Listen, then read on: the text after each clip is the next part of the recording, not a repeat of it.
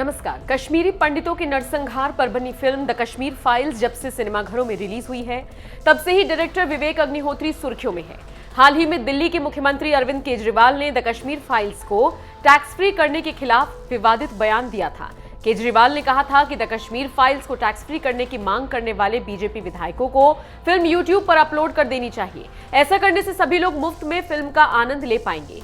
CM के इस बयान के बाद वो हर किसी के निशाने पर आ गए और सोशल मीडिया पर उन्हें काफी ट्रोल किया गया। कई जानी मानी हस्तियों ने भी केजरीवाल के इस बयान की निंदा की थी। अब बॉलीवुड के जाने माने एक्टर परेश रावल ने भी इस पर अपनी प्रतिक्रिया दी है। परेश रावल ने केजरीवाल का नाम लिए बिना ही उन पर निशाना साधा और ट्वीट करते हुए लिखा, जो अपने बच्चों की झूठी कसम खा सकता है वो पंडितों की परवाह क्यों करेगा। #कश्मीर फाइल्स। परेश रावल से पहले विवेक अग्निहोत्री और अनुपम खेर भी केजरीवाल के विवादित बयान पर रिएक्शन दे चुके हैं। हाल ही में एक इवेंट के दौरान जब उनसे दिल्ली के सीएम की विवादास्पद टिप्पणी पर प्रतिक्रिया देने के लिए कहा गया तो अग्निहोत्री ने जवाब दिया, कई लोग तो ये भी चाहते हैं कि भगवान पृथ्वी पर आए। उन्होंने आगे कहा, तीनों श्रेणियों मूर्ख, पागल और बेवकूफ लोगों से बचना चाहिए, उन्हें जवाब नहीं देना चाहिए। वहीं अब अनुपम खेर ने भी अपनी नाराजगी जाहिर की और ट्वीट करते हुए लिखा, अब तो दोस्तों द कश्मीर फाइल्स को सिनेमा हॉल में ही जाके देखना। आप लोगों ने 32 साल बाद कश्मीरी हिंदुओं के दुख को जाना है, उनके साथ हुए अत्याचार को समझा है, उनके साथ सहानुभूति दिखाई है। लेकिन जो लोग इसका मजाक उड़ा रहे हैं, कृपया उनको अपनी ताकत का एहसास कराओ। बता दें, द कश्मीर फाइल्स 11 मार्च को रिलीज हुई थी। इस फिल्म ने बॉक्स ऑफिस पर 234 करोड़ से ज्यादा का कारोबार किया है। फिल्म ने अब ऑल टाइम ब्लॉकबस्टर का खिताब भी अपने नाम कर लिया है। वहीं चलिए जाते जाते दिखाते हैं आपको अरविंद केजरीवाल का वो बयान जिसमें वो द कश्मीर फाइल्स का मजाक उड़ाते दिख रही हैं। सारे देश की सारी भारतीय जनता पार्टी एक पिक्चर के पोस्टर लगा रही है गली गली में जाके। पूरी सारी भारतीय जनता पार्टी देश में एक पिक्चर के पोस्टर लगा रही है। इसलिए राजनीति करने आए थे? पिक्चरों के पोस्टर। अपने बच्चों को क्या जवाब दोगे? घर जाके बच्चे पूछेंगे, पापा क्या काम करते हो? पिक्चरों के पोस्टर लगाता हूं।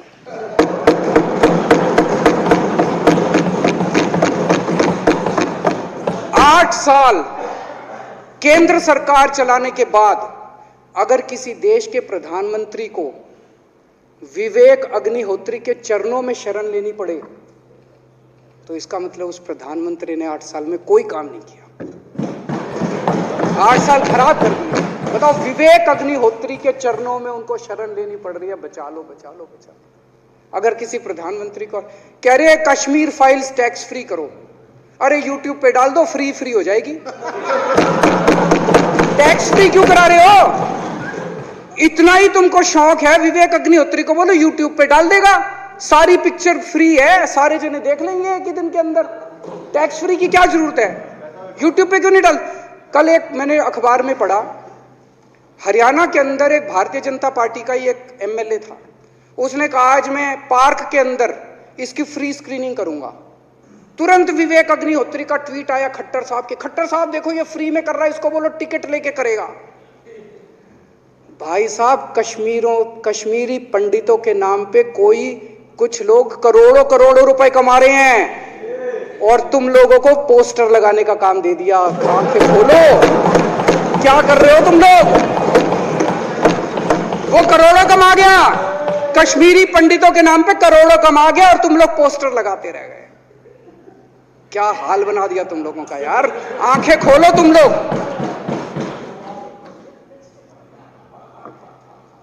भेड़ बकरियों की तरह हाँक रखा है पूरे बीजेपी वालों को।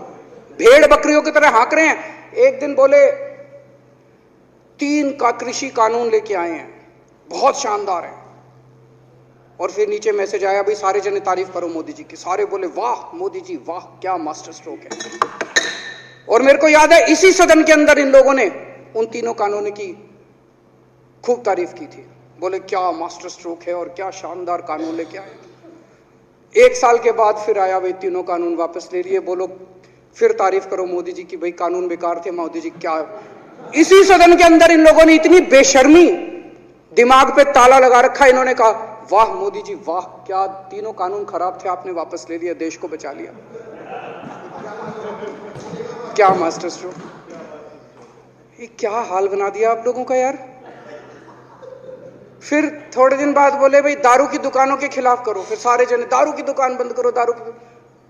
अब दारू ठीक हो गई दिल्ली में? आजकल तो शोर नहीं करते तुम लोग। अब कश्मीर फाइल आ गई, पहले कृषि कानून, रोज काम दे रखा है तुमको, कुछ ना कुछ ऊपर से आ जाता है, काम दे रखा है। आप दारू की दुकानें। मेरा एक ही निवेदन है मेरे बीजेपी के साथियों से, आप तो अपने ही हो, आप तो सब अपने, मेरे छोटे भाई, बड़े भाई, बिदुरी साहब तो बड़े भाई है मेरे, आप तो सारे अपने हो यार। थोड़ा सा देश के बारे में सोचो यार, थोड़ा देश के बारे में सोचो। हिटलर भी जो था वो कम से कम अपने चमचों को नौकरी देता था, रोजगार देता था। इतिहास उठा के पढ़ो, उसने रोजगार तो दिया था। इन्होंने क्या दिया आपको? आपके बच्चों को नौकरी दी? आपके घर में कोई खाने पीने का इंतजाम करा? आपकी बिजली का इंतजाम करा? केजरीवाल काम आता है आपके भी घर की बिजली फ्री कर रखी है। दिल्ली के 12 लाख बच्चों को नौकरी दी है मैंने, स्कूल ठीक कर दिए, अस्पताल ठीक कर दिए। आपके घर में कोई बीमार हो, केजरीवाल दवाई पहुंचाता है, मोदी दवाई नहीं पहुंचाता। केजरीवाल काम आया। मैं बीजेपी के सारे कार्यकर्ताओं से कहना चाहता हूं, थोड़ा सा दिमाग खोलो। बीजेपी के सारे सपोर्टर्स को कहना चाहता हूं, थोड़ा सा दिमाग खोलो। ये भेड़ चाल बंद करो, भेड़ बकरियों की तरह हाँक रहे हैं ये आपको, ये सब बंद करो। दिमाग खोल के सारे जने बीजेपी छोड़ के आम आदमी पार्टी में आ जाओ।